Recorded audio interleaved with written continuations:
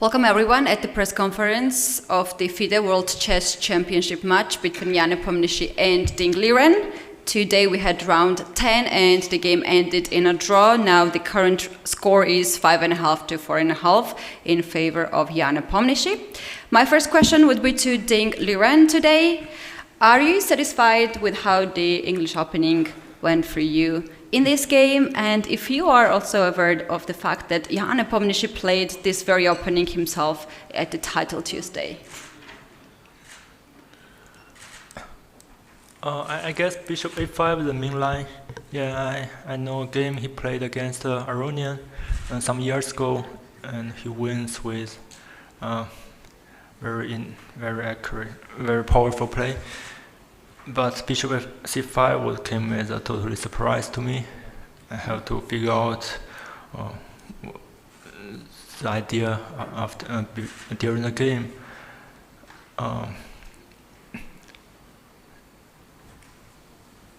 Yeah, it's actually I had some advantages. At one point, I'm wondering if I could retreat the bishop instead of taking on d6, but I didn't know if it's possible to go back to bishop, but maybe it's not possible, maybe it's just a very bad move, so I played the nature move, and I guess he defends quite well, so I didn't have so many chances in that game. Right. And Jan, you played this, as I mentioned, you played this very position at the title Tuesday some years ago. Were you happy to see today that this happened in this match, this position?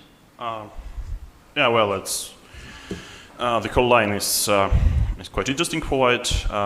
I'd say in case of bishop b4 instead of bishop c5, it's quite an equal position, but it's nice. Yes, white can play on. Yeah, has different plans, and bishop c5 is known to be more forced.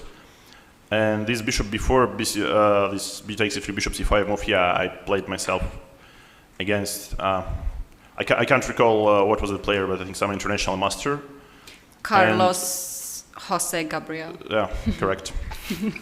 Yeah, and I got lost with white after 3 moves already or something. Yes, so I thought it's quite a nice line, and I think it was already for quite some time. I mean, this idea of bishop c5, because I mean objectively it looks a little bit scary, but I wouldn't say. I mean, probably if you go for some forcing lines, yeah.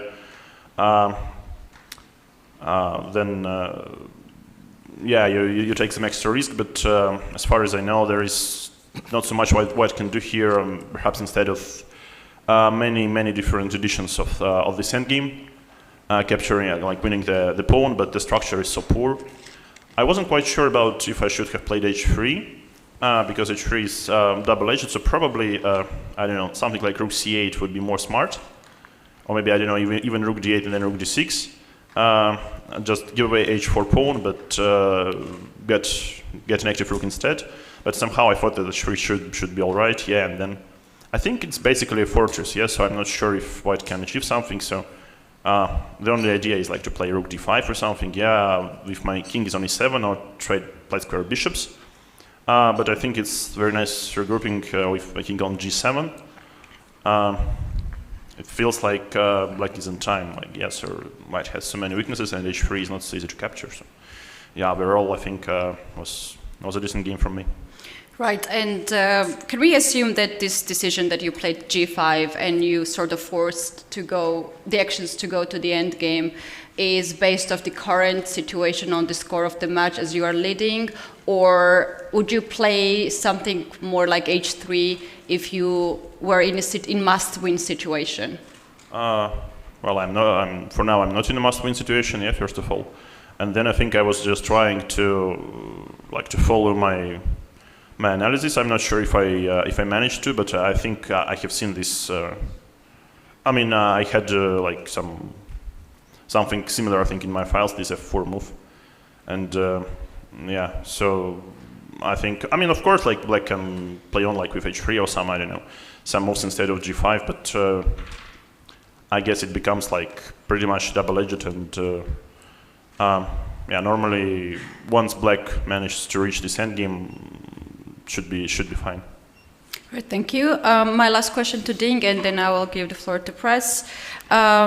You mentioned that bishop c5 was a bit of surprise, and there was like two moments when you spent most of the time on the clock. There was when you played queen to g3, another was bishop e2. Can you please tell us what were the possibilities there you were considering in that position? Well, after bishop c5, yes, I only consider bishop queen g3 or any other move like bishop d3, but it's not didn't have a idea behind it. And queen g3, but his move king f8 again surprised me. I was expecting g6, so I have to think again to see what will be his answer after bishop e2, d6, bishop f4. Yeah, I expect the h5 idea. If I go h4, then he can play bishop at g4 at some point later, and then rook e8. He's very quick develop. So at that point, I decided to castle to let him to play h4. Right. All right, thank you very much. We have the question from the press. Please go ahead. Добрый день, Ян. Расскажите, пожалуйста, насколько вас удивил конкретно выбор этой линии оппонента именно в сегодняшней партии, и насколько вас удивило то, что после хода слон c5 ваш соперник серьезно задумался? Good afternoon, good evening, dear colleagues, dear guests. Jan, the question is to you. Were you surprised by your opponent choosing this line? And after the move bishop c5, were you surprised that your opponent fell into thinking? Ну, как сказать, в принципе, этот вариант, он довольно часто применяется, в том числе, мне кажется, мой соперник его неоднократно играл. Вот. А то, что после слон c5 задумался, ну, слон c5 довольно редкий ход, мне кажется, его на высоком уровне еще не играли. Вот. Но ход, ну, на мой взгляд, интересный, да, то есть попытка сразу решить проблемы и там, форсировать игру. Вот. Но, в принципе, да, это какая-то довольно, ну, так, старая идея уже получается. Actually, this option was frequently used, and also I think by my opponent. And the move bishop c5, well, it's not so. Actually, it is rare on the high-level games.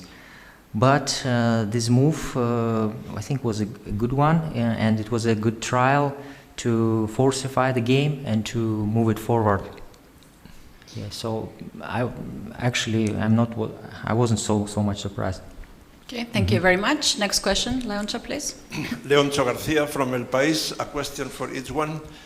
For Liren, after the previous game, you said that your level of self-confidence regarding the winner of this match was about 5, counting from 1 to 10. My question is if this game has changed something on that sense. And for Ian, Mr. Filatov, president of the Russian Chess Federation, said a few days ago that you looked as a monkey with a hand grenade. As this comment sounds really very striking, I guess, for everybody, I wonder if you have some comment on that. Thank you very much for the questions.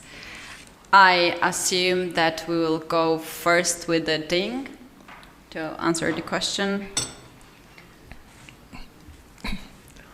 Yeah, today I drew another white game, so it means there are only 4 games left.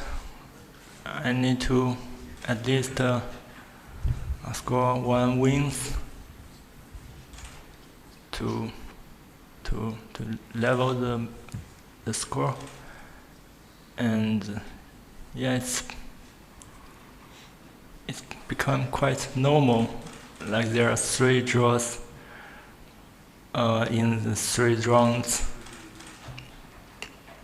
But okay, the tournament is still not finished yet. So okay, we still have 4 games left. I wouldn't say how much confidence am I now. I didn't consider that. Yeah, that's my answer. Thank you very much. Thank you very much, Ding. And now, Jan. Thank you for a good question as usual. But I guess I don't really want to elaborate on this. Yeah. So. Okay, thank you. Okay, thank you. Do we have more questions from press? Please. Harry Schark, Chess Magazine, Karl, Germany. My question is to Jan Nepomniachtchi. My client asked 3 days ago Ding about the trainings games on Lichess and chess.com. How did this information influence your match strategy? Thank you for the question. I wouldn't say it influenced it like too much. I guess yeah, my team like took a look, but I wouldn't say like it should be as hyped as it actually is. Yeah. So I guess yeah, I'm still like more or less doing what I supposed to do. What I thought I was going to do, yeah, so that didn't change it too much, I think.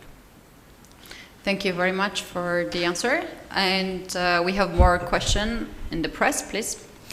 Ян, расскажите, пожалуйста, как вы провели выходной накануне и вообще как вы их проводите в свете того, что матч двигается к концу, и, может быть, у вас как-то меняется расписание, не знаю, может, вы больше гуляете или там больше сидите, отдыхаете? Jan, the question is to you. Please, could you tell us how do you spend your days off? Maybe you spend them somehow differently. Maybe you spend them walking around more, or maybe taking a rest more. So please tell us more about it. Ну, как это...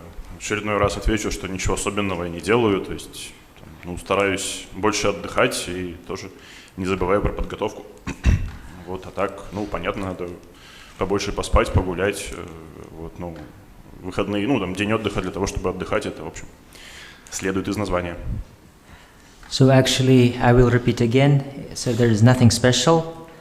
I will try to rest more, but I don't forget about preparation. So the day off means it's a day off, so I try to sleep a little bit more, maybe take a little bit more walk, but still I prepare anyway. Thank you very much. And do we have more questions? Yeah, please go ahead. Commentary team. Hi, it's a question for Ding. When you took on d6, you went for the endgame. Like, how seriously did you look at like retreating the bishop to e3, and what were you thinking there? Yeah, I'm thinking bishop e3 a little bit. But suddenly I saw after take on d6 I can play f4 afterwards, so I decided just to simplify the position. I believe I have some chances in the endgame, but maybe not too much. Okay, thank you. Thank you. Please, one more question. Actually, I have the same question for Ding. How do you spend your rest days, and maybe your schedule just changed since the beginning of the match? Rest day, I go for some walk and spend more time to rest, to sleep. Also chat with my friends, and yeah, something like this. Yeah, thank you very much for the answers. I think now it's time for the Twitter segment, and Jesse will bring the questions from the audience. Please, Jesse. Jesse February here. The first question is from Mads. You are both a great inspiration for young people around the world that love chess. Could you talk about what your fascination about the game was when you were young? Let's go first, Jan, with you. Thank you for the question. I guess then I was like, then I just like learned to play and learned, let's say, to read. So also I could read some chess books. I was really fond of replaying some games from these books and are seeking for some sort of harmony, like in between the pieces. Yeah, so that was like sort of a favorite part until some certain age. Thank you. And Ding, what about you? Some advice? We will repeat the question, please. All right, so basically I said that both of you are a great inspiration for young people who play chess. What was your fascination about the game when you were young? When I was young, Yes. I followed many live games, so I spent some time studying them. So solve some tactic puzzles. Yeah. All right, thank you. Best blunder for both Ding and Jan. You're playing the Grand Chess Tour in Romania just 5 days after the match. Are you not wanting to take a break after the grueling match at all? I guess I surely will think about this question, but right after the match, yeah. Thank you. And Ding, what about you? Yeah, it's not something to consider right now. Right. Fair enough. Do we have more questions from Twitter? Yes, from Shagnik. Has being involved in such an intense one-on-one match affected your opinion of your opponent in any way? This is the question to both players. players. Please, we go with Jan. Yeah, sorry, could you repeat, please? Sure. Has being involved in such an intense match affected your opinion of your opponent? Frankly, I don't know. Okay. What about you, Ding? Yeah, it will play between both of us, so it could be influenced by both of us. All right, I have one more question from Yara. Aside from the World Championship, what are some of your longer-term goals in your career? Jan, let's go with you first. I guess ask me in a week or something. Okay, we'll keep that in mind. What about you, Ding? Long-term goals? Long-term goals? No. No? Thank Thank you very much, Jesse, for the questions. Do we have more questions in press? Well, I do have one last question to both players as the match is getting very close to the end. It is probably very hard to keep the energy level up. So in your preparation before and during the match, do you give attention to the physical preparation? Perhaps you keep certain training regime or some sort of diet also during the match. Jan, please. Yeah, absolutely. But out of some experience from the previous match, I made some corrections, and yeah, surely you have keep up the schedule and whatever you call it, diet. Yeah, but in some parts, yes, also this, and also don't forget about some physical activity. But yeah, I think it's not the same for everyone. Yes, so I can't say if there is a standard you should seek and try to follow. Right, and to compare the previous World Championship match, and now, if you can give us the example of your physical preparation, what you have done earlier, previous one, and what you are doing now. What's the change? It was so long ago. Okay. And what about you, Ding? How the physical preparation and the diet looks in your case? Yeah, I play some soccer or basketball like yo-yo, which was what I like to do in general. Also, I run a little bit, which is not so fun, but I think it's useful for the preparation of the tournament. Right. Thank you very much. I have no more questions for you today, so thank you very much, everyone, and also the players. Tomorrow, another round will start at 3 p.m. local time, so that's it for today. Thank you.